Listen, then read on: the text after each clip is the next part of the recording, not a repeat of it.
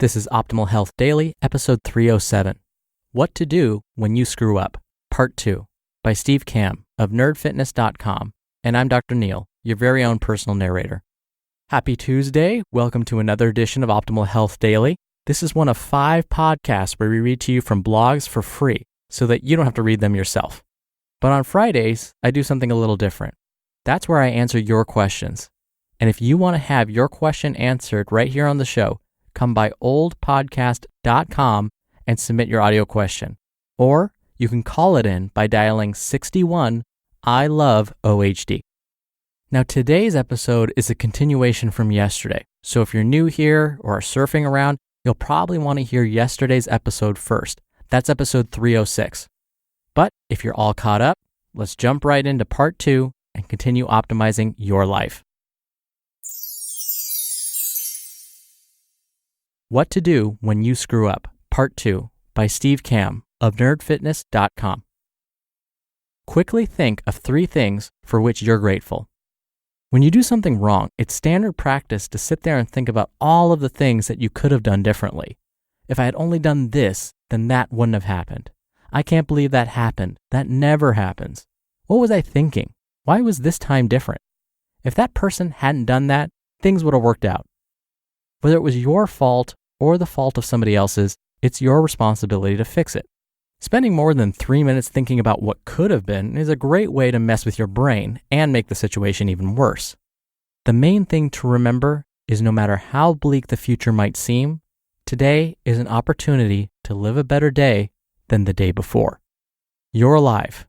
+1 to you. I forced the negative out of my brain and counted my blessings. I spent the weekend with all of my friends who I haven't seen in a long time. I'm about to go visit my parents who I haven't seen in months. Heck, I'm still lucky to have parents. Not having my computer for a while will force me to remember there's more to life than pixels on a 13-inch screen. Immediately put steps in place to fix it. After you've accepted the fact that it happened, count your blessings and think of something positive. Immediately take a step to improve the situation. This was my plan and the steps I could put in place immediately. 1. Call the TSA and see if they have my laptop. Leave a message and wait to hear back. 2. Research costs to have a laptop overnight shipped to Boston should they find it. 3. Expect that they don't have my laptop and begin steps for Plan B. 4. Contact Team Nerd Fitness and explain I might be without my computer for a few days. 5. Reach out to my friend Adam in Nashville and see if he can send me my backup from my apartment. 6. Find the store hours for the nearest Apple store in Boston. And 7.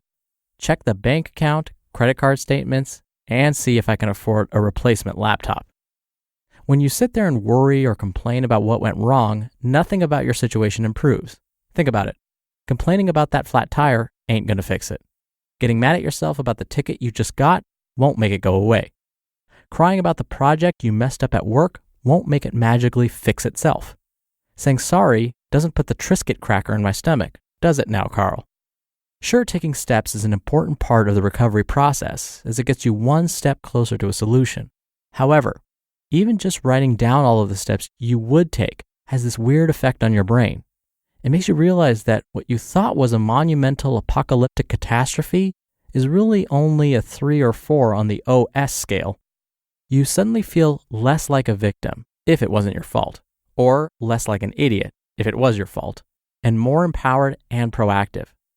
Remember, personal responsibility is the greatest skill we can possess.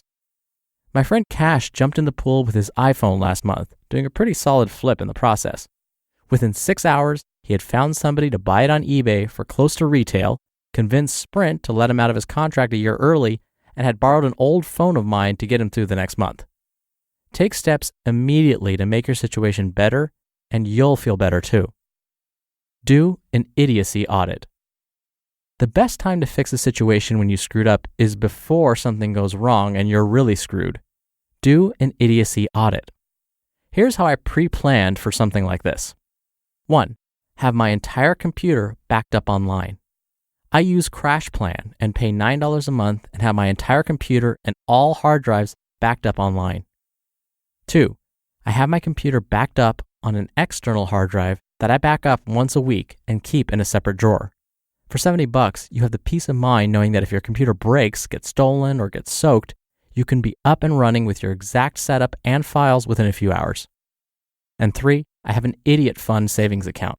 Seriously. Hat tip to Ramit Sethi for this one. I have a free online savings account with ING, which is now Capital One 360, that automatically pulls $50 from my checking account each month. When I do something stupid, break something, or lose something, I already have money set aside so the financial hit is minimized. Do an idiot audit of your life. What is something that has got you in trouble in the past, or something that would really mess with your life should it happen? Do you get speeding tickets often? Set aside $50 a month for speeding idiocy. Do you always break your phone or drop it? Buy idiot insurance for $5 a month or start a fund. Have a high insurance deductible? Start setting aside money now for that deductible, so if you were to get injured or needed to go to the ER, you're not financially destroyed should things go south. Do whatever you can to automate the process and keep your mind out of it. An honest audit of what you can screw up and automated plans to get you back on your feet can really help mitigate that feeling of hopelessness when things go wrong. Remember, you're still alive. If you get fired, if you get injured, if you lose something irreplaceable, remember that you are still alive. You woke up today with a pulse. Put stuff in perspective quickly and then take steps to build on that. This study on happiness taught me that human beings are incredibly adaptive in how we respond to negative events in our lives. As Bruce Wayne tells us, it's not who we are, but what we do that defines us. Wait, I gotta do that with the Bruce Wayne voice. It's not who we are, but what we do that defines us. Nah, that was off. That's all right. Things tend to work out for the best, though there's no shame in planning for the worst. After waiting in limbo for 36 hours, I received a call back from TSA. They had my laptop. I transferred $100 from the idiot fund to my checking account, had them overnight ship me my laptop, and I was back up and running by midday. I was lucky, but had I not been so lucky, I had already put steps in place to fix the problem. You just listened to part 2 of the post titled, What to Do When You Screw Up by Steve Kamb of nerdfitness.com. I agree with Steve in that a lot of what happens to us in life is really about perspective. When we think about things that stress us out, a lot of it is about how we frame that stress. Much like Steve was saying, when an event happens to us, it's our interpretation of that event that's really what's important. And one of the best ways to relieve that stress, or relieve that shame, or relieve that embarrassment or panic is to simply reframe what's going on. Basically, put that event in a different perspective. And in fact, I'm going to quote the actor Michael J. Fox here. For those of you that don't know, Michael J. Fox, at a very young age, we usually don't see this happen to younger folks, was diagnosed with Parkinson's disease. With Parkinson's disease, for some reason, the body stops producing this hormone, dopamine. Dopamine has a lot of functions. One of the functions is to control body movements. So his brain is no longer producing enough dopamine to help him control his body movements. And again, he was diagnosed at quite a young age. And so he has a very debilitating condition. But here's his quote. Happiness is a choice. Optimism is a cure for many things. End quote. So again, be grateful for what you do have. Now, once again, before I go, if you want to possibly hear your question being answered right here on the show, plus be in special bonus raffles, come by oldpodcast.com to submit your audio question. Or you can do it the old-fashioned way and call it in. The number is 61 I Love OHD. Thank you as always for listening. Thank you for being a subscriber to the show. I hope you have a great rest of your Tuesday, and I'll be back here tomorrow with the start of another 2-part post and where your optimal life awaits. Hello, Life Optimizer. This is Justin Malik, creator and producer of this show and Optimal Living Daily, the brother podcast of this one. Literally, I'm Dr. Neil's brother. If you like the format of this show, you'll love Optimal Living Daily too, where I also read to you from blogs, but cover other topics like personal development, finance, and minimalism from bloggers like Derek Sivers, The Minimalists, Zen Habits, and many more. So for more amazing content read to you for free, Come subscribe to Optimal Living Daily too, and together we'll optimize your life. You've been listening to Optimal Health Daily. Be sure to hit the subscribe button to stay up to date on each new episode, and head to oldpodcast.com.